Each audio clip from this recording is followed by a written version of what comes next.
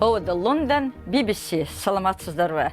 Елер алқысыны спорт жаңылықтар менен таныштырып, Гүлнара Қасманбетова. Индонезиядағы шайлоонун расмий эмес жыйынтыгы боюнча бийликтеги президент Джоко Видодо чоң ажыры менен алдыга чыкты. Афганстан абдан консервативдүү өлкөдө аялдардын өзгөрүп келе жаткан ролу тууралуу атайын баяндама. Бир айым эпилепсиядан жабыркаган адамдар үчүн Facebook жана Instagram сыяктуу коомдук сайттар коопсуз болушун талап кылууда. Индонезиядагы шайлоонун алдын ала жыйынтыгы боюнча бийликтеги президент Джоко Видодо атаандашы Прабово Субиантодан 5-11% менен ажыры менен алдыга чыкты. Джоко Видодо бул жыйынтыкты кубаттап, бирок эмки айда расмий жыйынтык чыкканча шайлоочуларын сабырдуу турууга үндөдү. Мурун армия генералы болгон Прабово Субианто анын маалыматы боюнча ал алдыда экенин айтып, тарапкерлерин добуш бурмалоого каршы зирек турууга чакырды. BBC Жакартадагы карчысы Каришма Васвани алдыдагы окуялар тууралуу айтып берет. Президент Джоко Видодо азыртан эле көйгөйлөргө туш боло баштады. Ошол эле учурда добуш берүүнүн алдын ала жыйынтыктары менен ал ишенимдүү түрдө шайлоодо жеңишке жетти. Оппозициядагы Прабово Субианто жетектеген партияда өздөрүндөгү жыйынтыкка таянып, аларда утканын билдиришүүдө. Алдыдагы күндөрү эки эски атаандаштын ортосунда кагылышуу болушу мүмкүн. Эске сала кетсем, 2014-жылы өткөн шайлоону да мен чагылдыргам. Ошондо да дал ушундай көрүнүш болгон. Эми Прабово мырзанын кандай кадамдарга барары белгисиз болуп турат. Афганстандагы аялдар келерки дем алыш күндөрү Талибан менен Афган өкмөтүнүн делегациясынын ортосунда өтчү сүйлөшүүдө аларга да сөз берүүгө үндөп жатышат. Сүйлөшүүлөр Перс булуңундагы Каттар өлкөсүндө өтөт. Афган аялдары сүйлөшүүгө кеңири катышууну көздөйт. Бирок Афганстан консервативдүү коом болгондуктан аялдар дали өз укуктары үчүн күрөшүүгө мажбур. Лиз Дюссет баяндайт.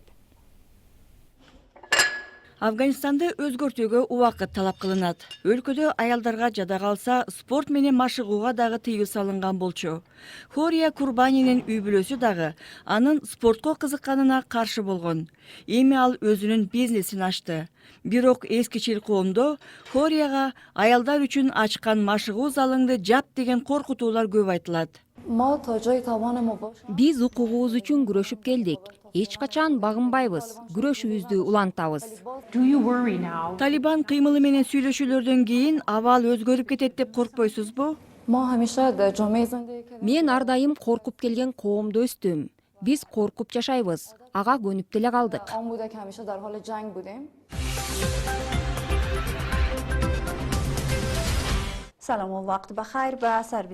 Зан ТВ же аялдар үчүн ТВ Афганистанды өзгөртүүгө умтулат. Канал аялдарды окутуп, аларды ишке даярдоо максатын койгон. Огай Вардак 2001-жылы талиптер бийликтен кулатылганда төрөлгөн. Өткөн жылы 3 күндүк ок чыгарбоо келишим жарыяланганда, Огай талип жоочулары менен бетме-бет жолуккан. Азыркы талиптер башкача, мурдагылардан айырмаланып турат. Мурда бийликте олтурган талиптер жөнүндө уксам жүрөгүм түшөт. Талиптер бийликке келсе, сиз Зан ТВдагы ишиңизди уланта аласызбы? Жок, уруксаат бербейт. Анда эмне кыласыз? Албетте укугум үчүн күрөшөм. Бул менин кыялым. Өзүм жана сиңдилерим үчүн күрөшөм. Консервативдүү коом акырындык менен өзгөрүүдө. Көчө шыпыруу мурда эркектердин иши болчу.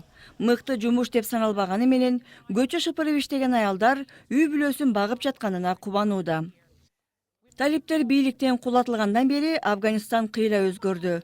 Ал учурда Кабулдун аялдары көчөгө жалгыз чыгалчу эмес. Андан бери талиптер дагы өзгөргөнү айтылууда. Негизги көйгөй талиптер өзгөргөн коомго жуурулушуп кете алабы? Дал ушул суроону биринчилерден болуп бийликте отурган аял дагы берүүдө. Наргиз Нихан өкмөттө министр кызматында иштейт. Учурда жогорку даражадагы кызматка аялдар дагы тартылууда. Наргиз Нихан талиптер менен сүйлөшүүлөрдөн кийин коомдогу өзгөрүүлөр бекемделиши керек деп билдирди. Алар өзүн саясий топ катары көрсөтүүдө. Биз коркпойбуз. Ар бир маселени кайчылаш пикирди сүйлөшүү аркылуу чечсе болот. Бирок алар саясатты колуна алып, элди коркутуп, коомду артка тартуу ою болсо, биз тынчсызданышыбыз керек. Талибан кыймылы менен сүйлөшүүлөрдө афган аялдарынын дагы катышуусу маанилүү экени белгиленүүдө. Мурдагы парламенттин депутаты Вавзи Куфи талиптер менен сүйлөшүүлөргө катышкан жалгыз аял. Бир учурда аялдарга билим алууга тыюу салгандар менен бетме-бет жолугуу кандай болду? Өзүмдү күчтүү сездим. Алар дароо мага көңүл бурушту. Менин айткан сөздөрүмө кулак салышты. Албетте, менин пикириме кошулган жок. Ортобузда көп маселе боюнча ажырым бар болгону түшүнүктүү. Бирок алар менин пикиримди укту. Ошондо биз артка эч качан кайтпайбыз деген ой пайда болду. Афганистан аялдар үчүн эң татаал мамлекет катары белгилүү. Согуш учурунда аялдар көбүрөөк жабыркаган.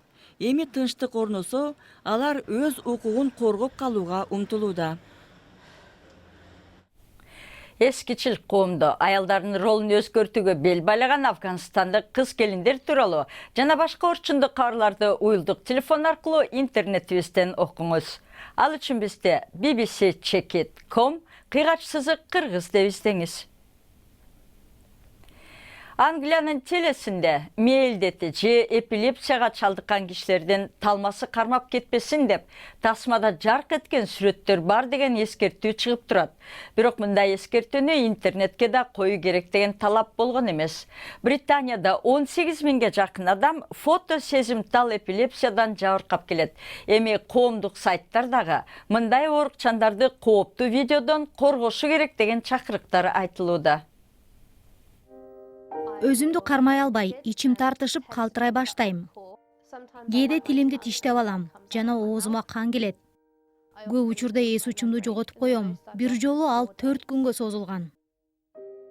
Софиянын талмасы камеранын жарк эткен жарыгынан кармайт. Анын жарыкты сезүүчү талмасы бар.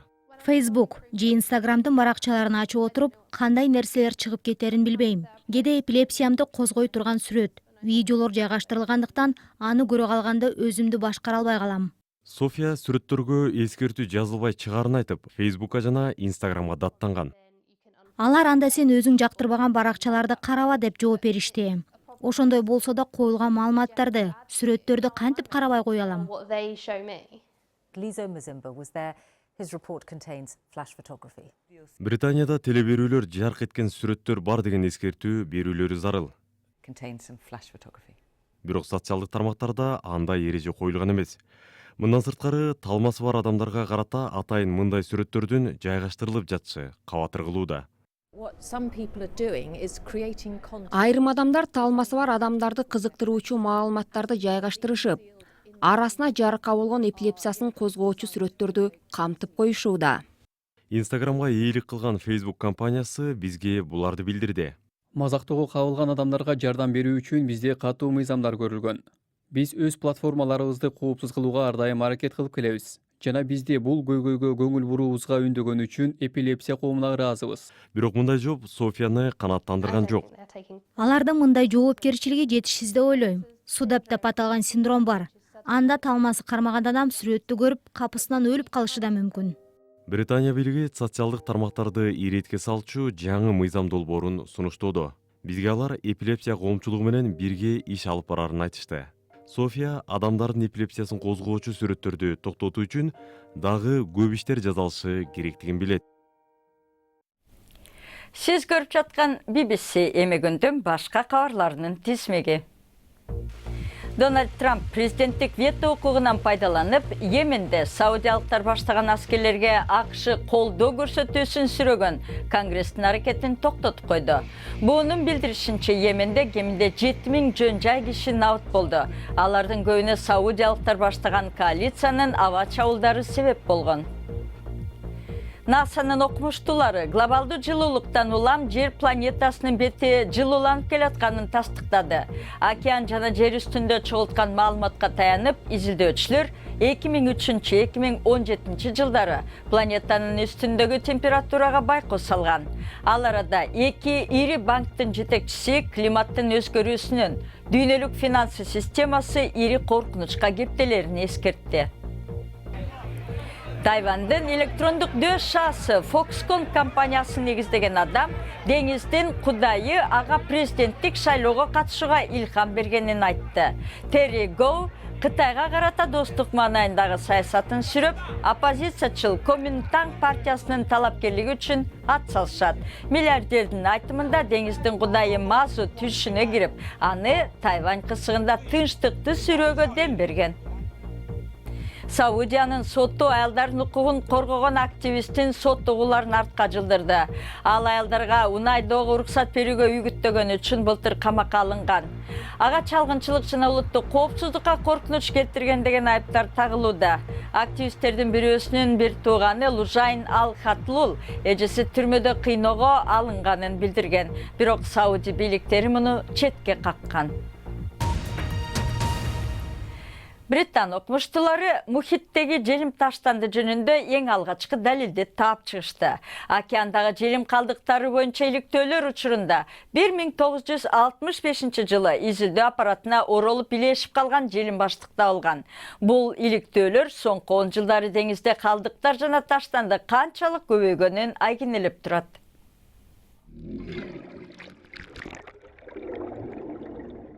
Суу түбүндөгү миссия. Окумуштуулар ондогон жылдардан бери океандын тазалыгына көзөмөл жүргүзүп келишет. Алар суудагы жаныбарлардын эң негизги азыгы болгон планктонду чогултуу аркылуу байкоо жүргүзүшөт.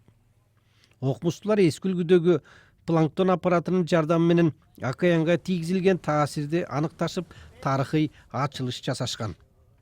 Жарым кылымдан бери планетанын ар тарабында жүргүзүлгөн изилдөөдө окумуштуулар аппаратка желимдер орола баштаган убакытты жазып турушкан. 1965 жылы планктон аппаратынын ичинен желим баштыкча таптык.